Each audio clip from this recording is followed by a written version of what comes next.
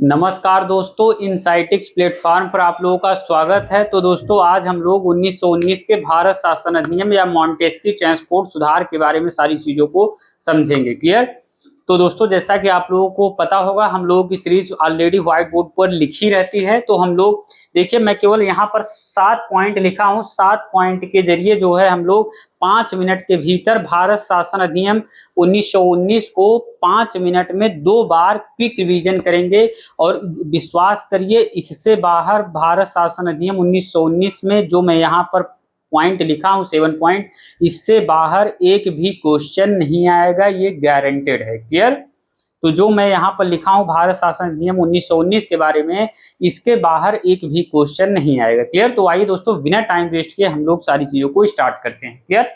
तो देखिए दोस्तों, यहाँ पर लिखा गया है ऊपर 1919 का अधिनियम। 1919 के अधिनियम को ही दरअसल मॉन्टेस्क्यू ट्रांसपोर्ट सुधार अधिनियम कहते हैं। क्लियर। तो ये आप लोग ध्यान है, कई बार पूछता है मॉन्टेस्क्यू ट्रांसपोर्ट सुधार अधिनियम किसे कहते हैं। तो 1919 के भारत शासन अधिनियम को ही मॉन्टेस्क्यू ट्रांसपोर्ट सुधार अधिनियम कहते हैं। क्लियर।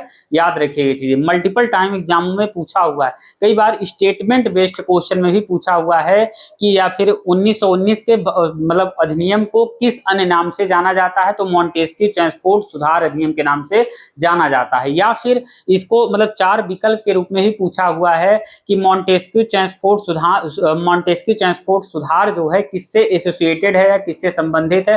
तो उसमें ऑप्शन आपको देगा, तो आपको मारना है सीधा 1919 के भारत शासन अधिनियम को ही मॉन्टेस्क्यू ट्रांसपोर्ट सुधार अधिनियम कहते हैं। क्लियर। तो आइए देखिए, 7 पॉइंट लिखा हुआ हूं दोस्तों, सारी चीजों को हम लोग समझते हैं, इससे बाहर एक भी क्वेश्चन नहीं आएगा। देखिए 1919 के भारत शासन अधिनियम को पहली चीज है मॉन्टेस्क्यू ट्रांसपोर्ट सुधार अधिनियम कहते हैं। क्लियर। इसके द्वारा यानी 1919 के अधिनियम के द्वारा प्रांतों में जो है द्वैध शासन यानी कि डायआर्की, द्वैध शासन को इंग्लिश में क्या कहते हैं, डायआर्की की व्यवस्था की गई। ये बात ध्यान रखिएगा। 1919 के भारत शासन अधिनियम के द्वारा ही प्रांतों में, प्रांत का मतलब पॉलिटी में या पॉलिटिकल साइंस में प्रांत का मतलब होता है राज्य या स्टेट्स। क्लियर। तो 1919 के अधिनियम के द्वारा प्रांतों में द्वैध शासन या डायआर्की की व्यवस्था की गई। क्लियर। अब यहाँ पर देखिए, द्वैध शासन या डायआर्की का मतलब क्या होता है, यहाँ पर वो चीज लिखा गया है। द्वैध शासन का अर्थ होता है दोहरा शासन या शासन के 2 स्तर। इसके द्वारा प्रांतों के प्रशासन से संबंधित विषयों को 2 पार्ट्स में यानी 2 हिस्सों में डिवाइड किया गया। ये बात ध्यान रखिएगा।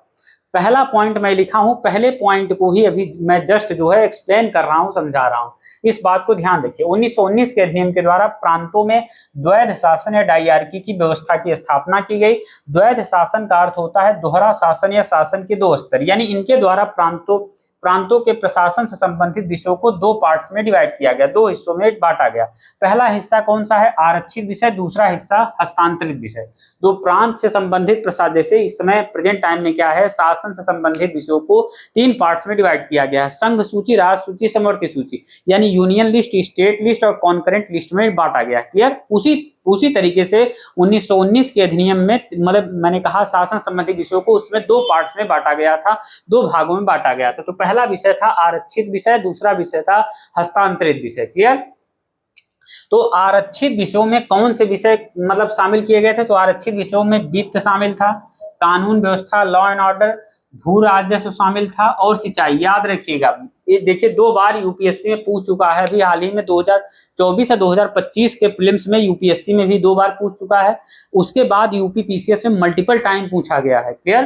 तो ये बात याद रखिएगा कि आरक्षित विषय में कौन से विषय शामिल किए गए थे, वित्त, कानून व्यवस्था मतलब law and order, finance, law and order, भू राजस्व यानी जो लैंड से संबंधित, उसके बाद सिंचाई। क्लियर। उसके बाद हस्तांतरित विषयों में कौन से सब्जेक्ट शामिल थे, जैसे स्वास्थ्य, शिक्षा, कृषि और स्थानीय सुशासन, ये किसमें शामिल था, हस्तांतरित विषय में। याद रखिएगा, मैंने कहा द्वैध शासन का अर्थ होता है दोहरा शासन या शासन के 2 स्तर। इसके द्वारा प्रांतों के प्रशासन संबंधित विषयों को 2 पार्ट्स में या 2 हिस्सों में बांटा गया, आरक्षित विषय, हस्तांतरित विषय में। आरक्षित विषयों में कौन से विषय शामिल थे, तो आरक्षित विषयों में वित्त, कानून व्यवस्था, भू राजस्व, सिंचाई, जबकि हस्तांतरित विषयों में स्वास्थ्य, शिक्षा, कृषि और स्थानीय सुशासन शामिल था। अब देखिए इसमें टर्निंग पॉइंट है, आरक्षित विषयों पर देखिए, आरक्षित विषयों पर सपरिषद निर्णय लेने का अधिकार किसका था? तो आरक्षित विषयों पर कुल मिला के वायसराय का निर्णय लेने का अधिकार था। जबकि हस्तांतरित विषयों पर निर्णय लेने का अधिकार किसका था? तो हस्तांतरित विषयों पर निर्णय लेने का अधिकार जनता के द्वारा निर्वाचित प्रतिनिधि यानी मंत्रियों को दिया गया था। तो देख रहे हैं ये आप चीजें कि आरक्षित विषयों में जो इंपॉर्टेंट यानी महत्वपूर्ण विषय जो है आरक्षित विषय में शामिल थे। वित्त, कानून व्यवस्था, मतलब जो फाइनेंस, पैसा वाला चीजें हैं, लॉ एंड ऑर्डर, भू राजस्व, सिंचाई, उस समय जो है भू राजस्व, रेवेन्यू का मतलब राजस्व का सबसे इंपॉर्टेंट स्रोत था। क्लियर? तो लॉ एंड ऑर्डर भी देखिए किस जो इंपॉर्टेंट सब्जेक्ट थे उसको मतलब वो वायसराय के पास थे, उस पर डिसीजन लेने, निर्णय लेने का अधिकार वायसराय के पास था। लेकिन हस्तांतरित विषयों में देखिए जो कम महत्वपूर्ण विषय थे जैसे स्वास्थ्य, शिक्षा, कृषि, स्थानीय शासन, जो कम इंपॉर्टेंट सब्जेक्ट थे वो जनता के द्वारा निर्वाचित प्रतिनिधियों यानी मंत्रियों को दिया गया था। क्लियर? तो आरक्षित विषयों पर निर्णय लेने का अधिकार वायसराय के पास था, हस्तांतरित विषयों पर निर्णय लेने का अधिकार जनता के द्वारा निर्वाचित प्रतिनिधि यानी मंत्रियों का था।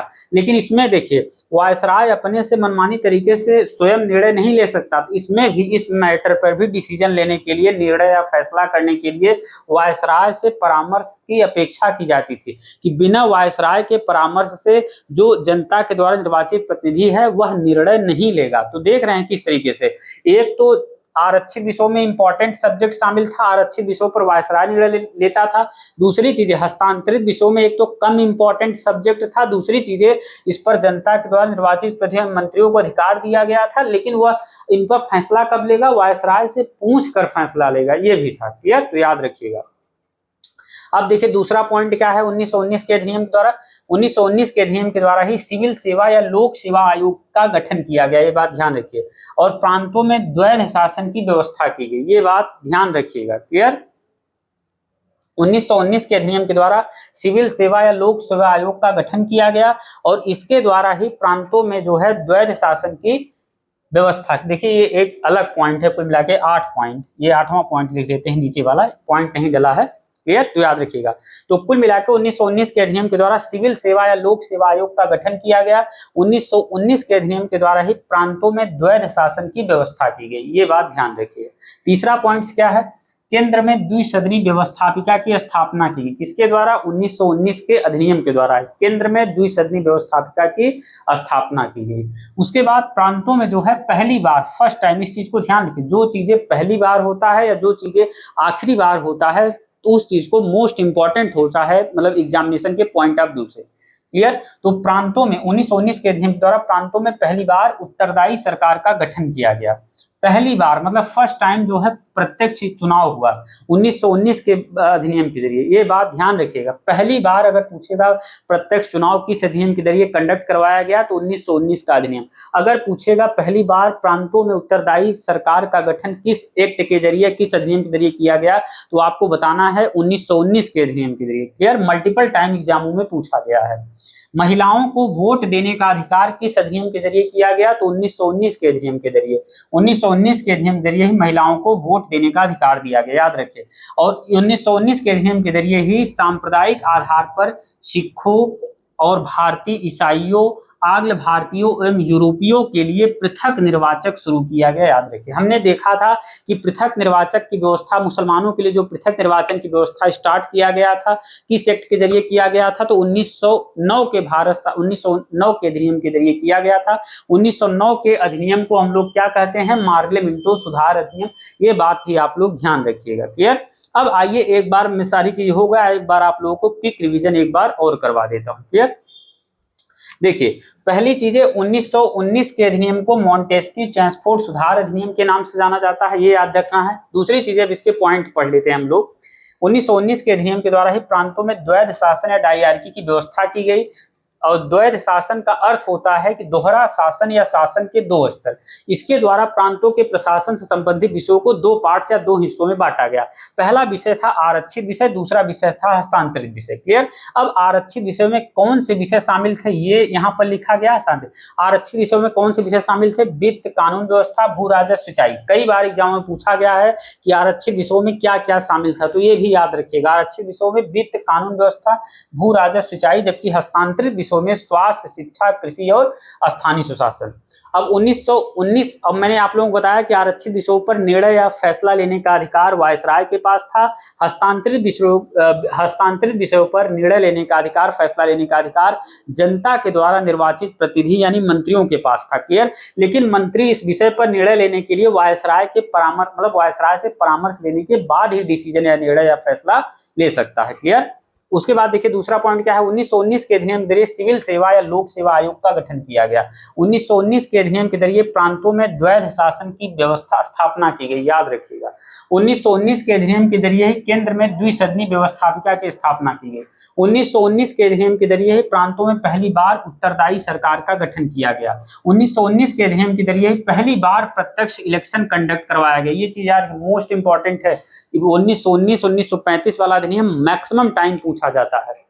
महिलाओं को पहली बार वोट देने का अधिकार किस एक्ट के जरिए किया गया, तो 1919 के जरिए किया गया। और 1919 के अधिनियम जरिए ही सांप्रदायिक आधार पर सिखों, भारतीय ईसाइयों, आंग्ल भारतीयों, यूरोपियों के लिए पृथक निर्वाचन शुरू किया गया। एक दो बार पूछा है इसलिए इसको मेंशन कर दिया, लेकिन मैक्सिमम टाइम ये जो 6 पॉइंट्स यहाँ पर लिखे गए हैं मल्टीपल टाइम एग्जाम में पूछा गया। क्लियर। तो दोस्तों आप लोग इसको आसानी से स्क्रीनशॉट कर सकते हैं सारी चीजों को। तो दोस्तों लगभग हमने 5 से 7 मिनट या लगभग 5 मिनट के अंदर सारी 1919 के अधिनियम यानी मॉन्टेस्क्यू ट्रांसपोर्ट सुधार को बेहतर तरीके से कवर करवा दिया। क्लियर। तो ठीक है दोस्तों, क्लास को यहीं पर एंड करते हैं, मिलते हैं नेक्स्ट वीडियो में किसी अन्य टॉपिक के साथ। तब तक के लिए धन्यवाद।